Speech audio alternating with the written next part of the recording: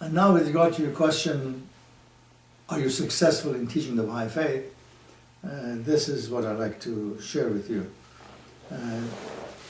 I think I'm relatively more successful in the past few years as I journey toward becoming a more complete Baha'i. So these are the things that I've done which I believe have helped me on this path. One, I have consciously attempted to pray more and remain in a state of prayer all the time. Two, I tend to reflect more on the meaning of prayers, particularly the short obligatory prayer. And this, reminding myself that I'm nothing and must humble myself before Him and His creation at all times. So when I read every day, I bear witness, O my God, that Thou hast created me to know Thee and to worship Thee. I testify at this moment to my powerlessness and to Thy might, to my poverty and to Thy wealth. There is no other God but Thee, the help in peril, the self-subsisting.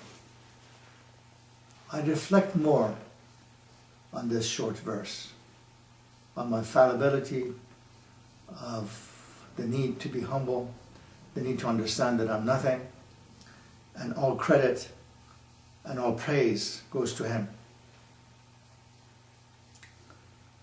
I often pray with humility, and in the prayers I ask God for His forgiveness for my various sins and shortcomings.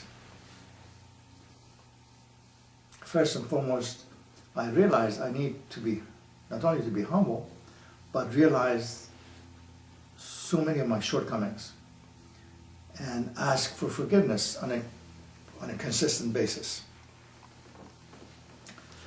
Next, I attend various interfaith groups and associate with people of all faiths in a spirit of amity and concord.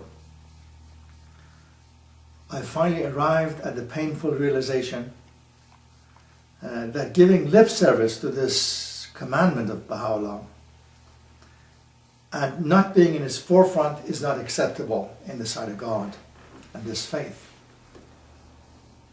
You know, for so many years I had read, I had lectured, I had discussed the question of unity of mankind and oneness of mankind and all religions are one, but I was not engaged on a continuous basis in practicing it.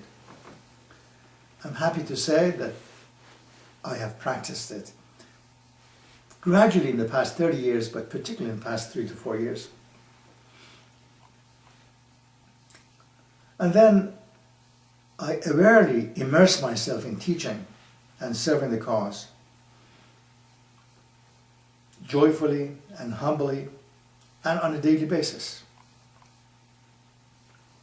I constantly pray and ask for God's healing so that my heart would not carry a grudge or a burden against those who have hurt me.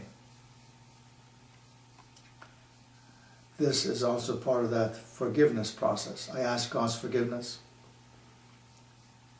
and I ask God also to forgive me if I've held grudge against anyone that I seem as if I have the feeling that they have hurt me in one way or another.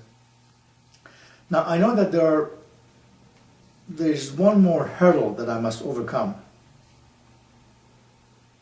and that is being more engaged in helping the poor and needy among us. That I have not done consistently. I've paid to the fund and here and there, but that is the message of Jesus, Buddha, and all the way through Baha'u'llah. That the poor are His trust, and that we must protect them. We must be with them.